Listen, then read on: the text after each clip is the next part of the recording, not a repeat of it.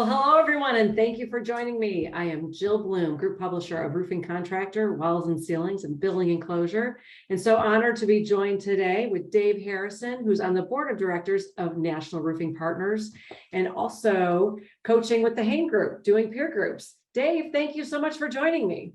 I am so glad to be back with you, Jill. This is good old times. Absolutely, Dave. We've been friends for many, many years, so it's always fun to talk to you. No doubt, you've got lots of nuggets that all these contractors out there that are listening are definitely going to want to hear about. So, as we get started, you and I, Dave, have been talking about EOS over the last couple of weeks, and it's time. It's time to bring the contractors in and tell them everything that you've been talking to me about, because there's some nuggets of information there that people want to know. So, let me share my screen here, and we can get started. So Dave, as we get started here, tell me what is, talk about EOS and the philosophy. Yeah, well, it's a philosophy and it's also a business for some people. I like to think of it as a philosophy, and Jill, here's why. So I first saw it, frankly, as a board member of NRP. NRP uses it, probably 25-30% of their contractors using it. And frankly, if a contractor hasn't heard of it yet, they probably will, because they got pretty aggressive marketing. But it's really a group of philosophies that are from proven concepts over the last 50 years. I mean, I've seen these at major companies all over the world, including when I was at Johnson & Johnson and Armstrong, places like that. And so a lot of contractors may recognize parts of it, all right? Because it's built on different words, but the same purpose, the same concepts as ones you may know of. I'll give you an example. Joe, you've heard unique selling proposition, right? Sure. Marketing, all right? And that's basically, how do you get a strategic competitive advantage that adds value? That's built into EOS, which stands for Entrepreneurial Operating System. So remember, there were years and years people would talk about TQM, before that quality circles or things like that. It's total quality management. That's just an entire philosophy and set of tools around, you got to constantly focus on getting better, because if you don't, you're going to get run over. Sure. Remember? And it's still very valuable, right? The third one that was very big for a while was re-engineering. And all that was people saying, we need to focus in a detailed way on process development and process documentation so we can see where we go off, because if you have a process like a play in sports, you have a process, only 3 reasons it can go wrong. 1, someone didn't understand it. 2, we got to modify it. Or 3, someone's capability or attitude, they're not getting it done. And so re-engineering is a core principle it's embedded in EOS.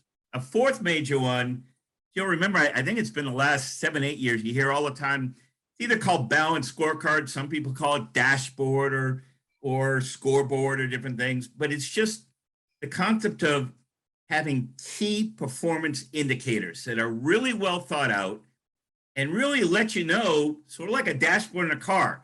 Are we on track? Do we have the capacity? Are there any warning lights going off? It's all those things you can quickly get your arms around the pulse of what's going on.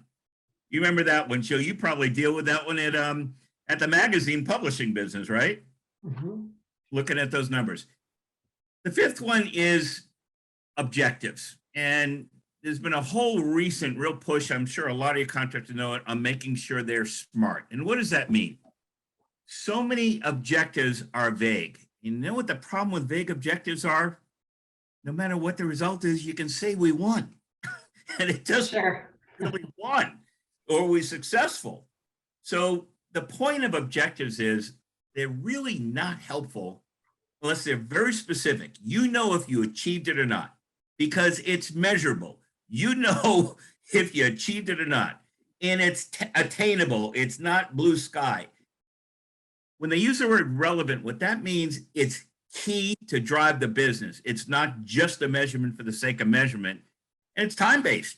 You either achieved it, it's like baseball, the end of 9 innings, unless it's tied up, you won or you lost, right? And that's smart objectives. And the sixth major piece, there's a lot more talk about that, I think, frankly, because of the generation, Y and since then, culture.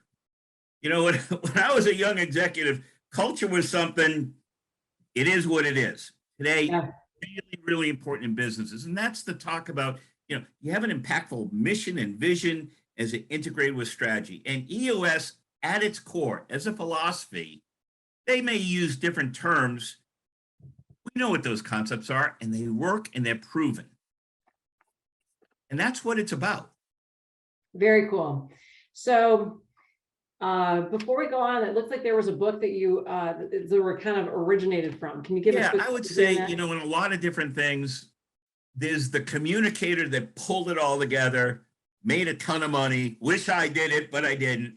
This name's Gino Wickman, and Okay. he's sort of the godfather and created the term, the trademark registered term EOS, as a very large consulting business.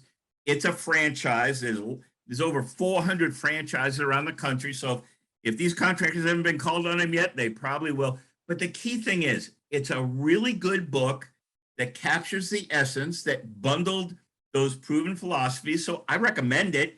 Whether you actually use his consulting firm or not, that's a choice. But the core to the book, it's a good read. At worst, you're going to find it interesting. At best, you're going to be a convert. Yeah, very nice. So moving along, I mean, so is it right for contractors? Who is it right for? Yeah, like a lot of different things. It might be. It's likely, I think, helpful. I will say that. It's not absolute. All right. So as I shared, look, it's packaged well. It's good insight. It's a classic, the classic approaches. If you work with EOS, that firm, it's about a year. You get a coach. It's $50,000 to $100,000 investment, and it can work. But here's what it's not. It's not a magic pill that's going to make you good to great without any effort. It's not going to transform your leadership team, and all of a sudden they are superstars and speakers at Best of Success. That's not just happen overnight. 3, there is no guarantee. I mean, but generally people have degrees of good success with it. All right. I really hear a complaint, a major complaint. I hear minor things. And by the way, Jill, like most things, it's not effortless. It's going to take time. It's going to take money. It's going to take commitment if you're going to do the whole thing. But you don't need to do the whole thing. And frankly, it's not for everybody. Yeah. Okay. All right. So, Jill, here's why you're going to hear people talk about why they like it. All right. Leadership team, typically, it forces them to be more collaborative. They're not going to last. 2, it aligns the resources. People better understanding of, where are we putting money? Why are we putting it? Trucks, people, resources, whatever. 3, really important. So many businesses, because we're entrepreneurial, we rationalize, we best guess. This forces you to look more closely at the facts. Financial people and accounting people love when an organization takes on EOS because measurements are now more important, and they should be more fact-based. And because it's fact-based, it's a real focus, heavy focus on prioritizing. What are we working on and why? Because strategy has as much to do with what you're going to do, but frankly, what you're not going to do. And that's frankly the hardest part of strategy. You know that. In a business like yours, Jill, how many ideas do you run across? Maybe not even a week, probably even in 2 hours that all sound great, yeah. right? And Right. someone in your organization wants to do them all. You can't.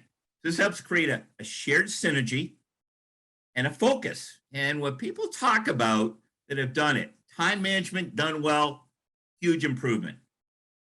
I think the most valuable part of EOS, if someone's going to boil it down, there's a lot of different components, but the way they teach what they call level 10 meetings, no matter who you are, whether you use them or not, their concept on how to run meetings is as good as I have ever seen. And I've been with some, like a Johnson & Johnson. It's better than anything I even saw there. That's the best part. So you can work more on your business versus for your business.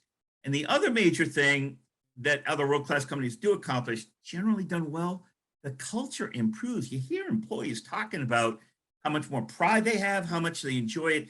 But here's the key, which EOS focuses on. Understand their career. Done really well, people don't just show up for a job. I mean, some people will, but more people show them because they feel like they belong. Yeah, everyone likes to belong. And that's a big part. And as we said before, especially the younger generation, we all know this, they are much more texting and much quicker and work different hours and Instant, those different things, instant, but culture and purpose are important to them. instant gratification for sure, right?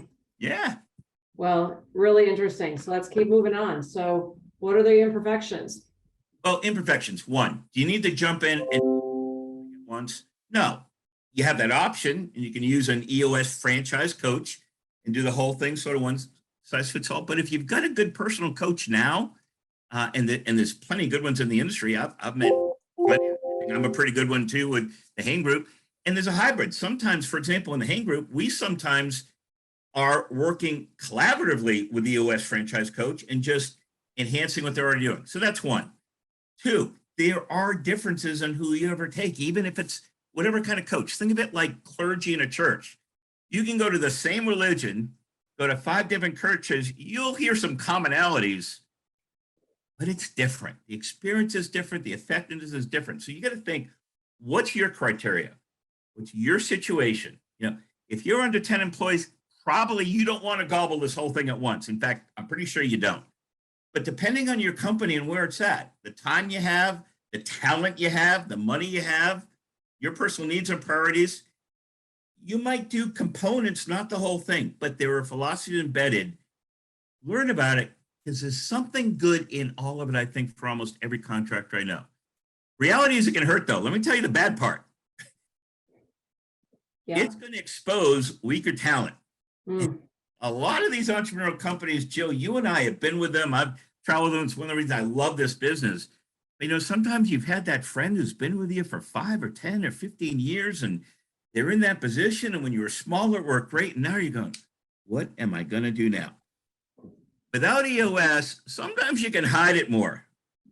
EOS, where you got facts and accountability and a little bit more structure, you can't hide people that don't have the talent to take your company to the next level. And frankly, some people, you know what? Probably a good thing. Your company, it's not worth doing. And if it's not worth doing, that discomfort, and you're happy with the company it is, don't bother. Don't go down that path. But if you can deal with that discomfort and that discipline, that's one of the things that comes with it. All right. The second major thing, you know, that I hear is that, or the third major thing is that EOS as a business, as a book, was built around the first year. And one of the things I'm seeing more and more now, Jill, is companies who adopted it. They're like into it 9 months, a year, and they're now going, where do we go next? And that isn't there. And the reason it's not there, I think, is because it's one size fits all, doesn't fit anymore. At that point, you can take those philosophies, but you got to now focus on depth, specifically for your company, your team, where they need it, prioritized. And for those who are now finding, hey, what do I do now? I'm suggesting keep the capability effort going, but you now want to go specific and depth. Otherwise, you risk complacency and partly ruin the investment you've already made. That makes sense?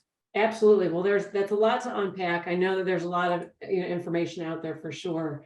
And if contractors have questions for you on this, here we go. Joe, you know I love this stuff, and if anyone wants to call me to talk about it and their experiences there, I love hearing it. And frankly, if you want to discuss your situation, hell, I'll give you the first hour of consulting free, and that's probably all you're going to need from me anyway. And if you need, okay, done. You got an hour of me free. Anybody that loves this topic, because I love talking about it. Well, Dave, you always have great nuggets for all the contractors out there. We always appreciate your time. It's an honor to speak with you. It's been way too long.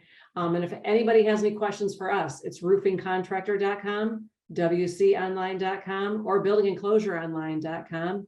And while you're there, make sure you sign up for all our free content, our e-newsletter, our website, webinars, podcasts, you name it. But most importantly, stay safe and healthy, and we can't wait to see you next time. Thanks so much, Dave. Thanks a lot, Jill.